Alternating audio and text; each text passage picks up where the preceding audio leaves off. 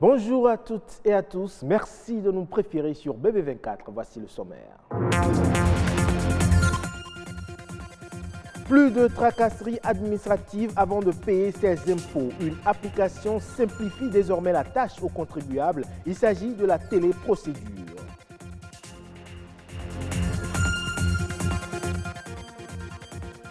Le décollement de la rétine est une affection très grave des yeux. Elle peut conduire à la perte totale de la vue. À suivre dans ce journal les causes et manifestations de cette maladie. Enfin, nous irons au marché Missebo de Cotonou. Là-bas, il y a des tailleurs qui ne se séparent presque jamais de leur paire de ciseaux. Rafistoler, c'est ce qu'ils savent faire le mieux.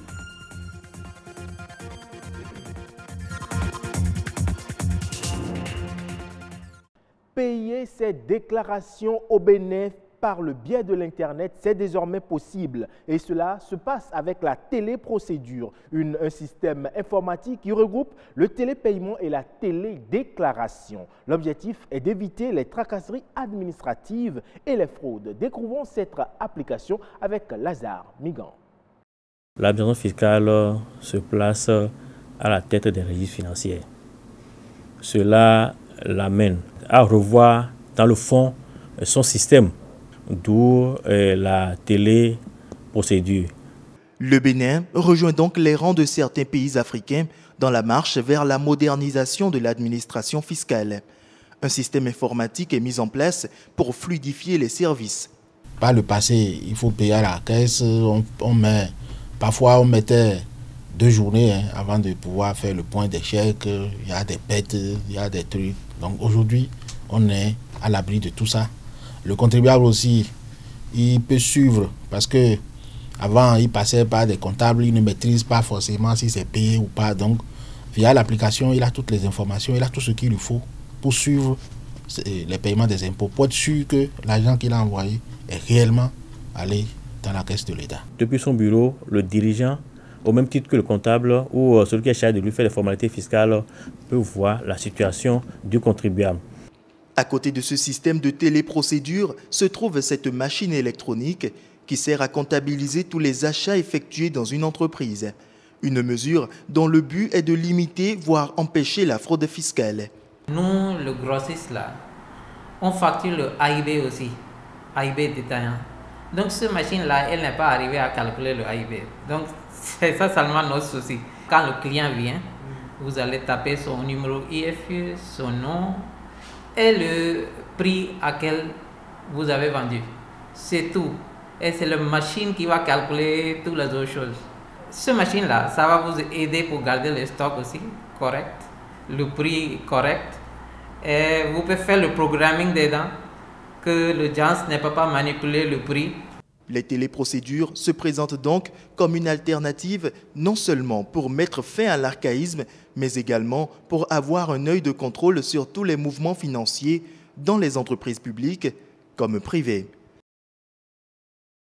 Il se passe très souvent des choses à l'intérieur de nos yeux que nous ignorons. Le décollement de la rétine en est un exemple. C'est une maladie qui se manifeste par la déchirure d'une partie de la surface de la rétine et de son support. C'est aussi une affection grave sur le plan fonctionnel.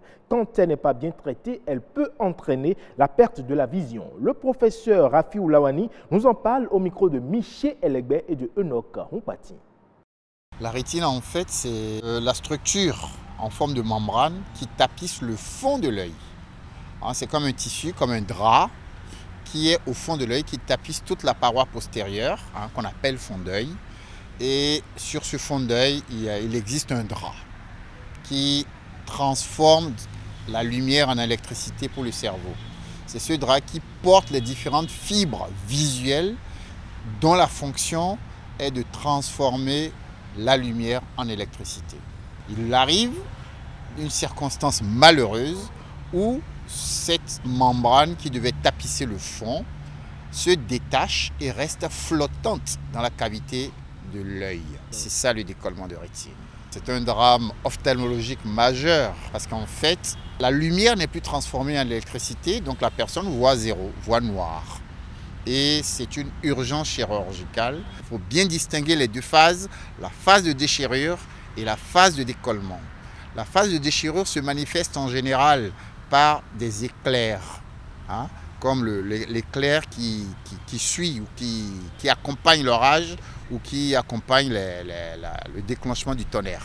Donc on voit un flash qui peut être coloré ou blanc. Le premier facteur qui favorise cette déchirure-là, c'est la myopie. Hein, la myopie, c'est cette maladie de l'œil qui fait que le globe oculaire est beaucoup plus long que la normale. Et le plus souvent, les 3/4 des décollements de rétine surviennent chez des gens qui ont une myopie forte, une grande myopie.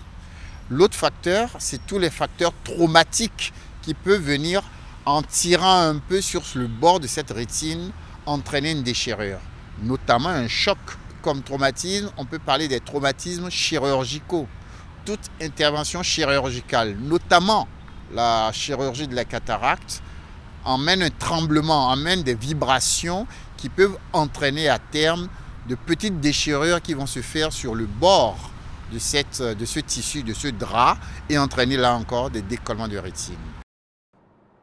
Le marché Misebo, réputé pour le commerce des friperies, est également le lieu où se mènent d'autres activités, comme c'est le cas des tailleurs qu'on y rencontre. Acheter un pantalon, une chemise ou encore une robe trop ample et il vous la taille à votre mesure. Louis Koudobo, Jennifer Sativi. Cet homme procède à la transformation d'un t-shirt en débardeur pour hommes.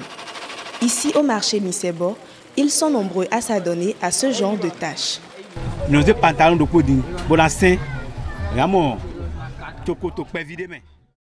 nous pouvons transformer un pantalon pour homme en culotte pour enfants et en jupe. Nous pouvons aussi en faire un pantalon pour femmes. Pantalon de pudding ménagé, modifié. Bon, sununado, bon yonuna levodo. Et moi, les chocolats de dia. Les chocolats de dia. Bon, mais qu'on va grandir. Avant. Tel que vous voyez ce pantalon, il a besoin de modifications avant d'être porté. Tous les revendeurs de friperies viennent ici pour bénéficier de nos services. Bon, client debout, nous allons mais nous ça tout à l'heure quatre thérapies là, taille on va jouer mais nous ça tout à l'heure et mindo bien complet. Nous cousons même les draps, les rideaux et les tenues locales. Les tout premiers tailleurs à s'installer à Misebo s'étaient déplacés du marché d'Antokpa en quête d'un meilleur emplacement. C'était au cours des années 70. Ils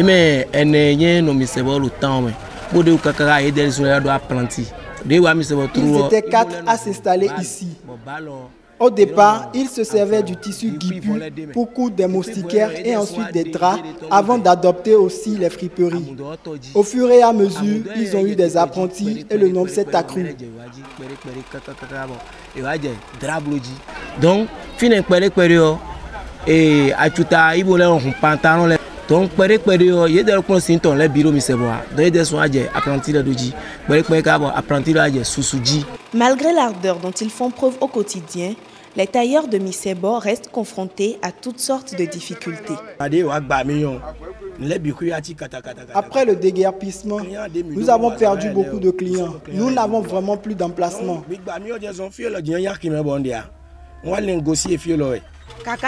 Depuis ce matin, je n'ai pas pu avoir 500 francs. Mais nous continuons à venir pour ne pas rester sans rien faire.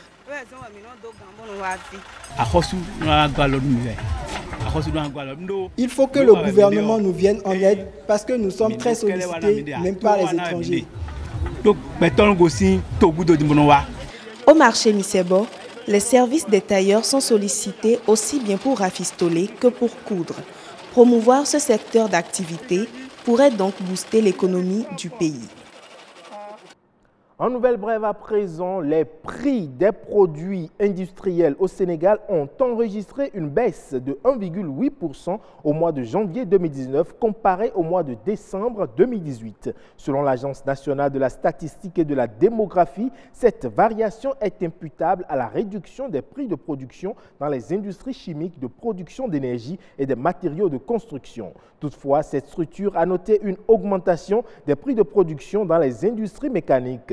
Les prix de production dans les industries extractives, textiles et de cuir, du papier et du carton, ainsi que ceux des autres industries manufacturières, n'ont pas connu de variations sensibles durant la période sous revue. Une place dans l'avion de Kadisso, Ordure de Momar Talla Kandi et Un air de Kora de Angèle Diabang sont les 3 films sénégalais retenus dans la section court-métrage du FESPACO. Ils ont été projetés au ciné Burkina. Quelles sont les histoires mises en évidence à travers ces films? Suivons plutôt. Ciné Burkina était au comble pour cette première projection de Une place dans l'avion. Une histoire drôle d'émigration où tout un quartier court pour prendre l'avion en direction des États-Unis, tel qu'annoncé par la radio. L'humour fait très bien passer les messages en général. Donc, en fait, ça vient d'une anecdote. Hein. On boit le thé avec des copains, on commence à rêver, l'envie de partir et tout. Et voilà, un d'entre nous a dit, mais s'il y avait un avion à l'aéroport et tout le monde essayait de se trouver des pouvoirs surnaturels, tu vois, pour y aller. Et c'est comme ça m'est venue l'idée d'écrire ce scénario.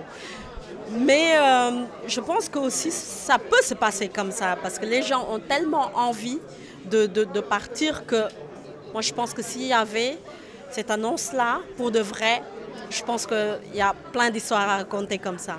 L'autre film court en compétition est Un air de Kora d'Angèle Diabang.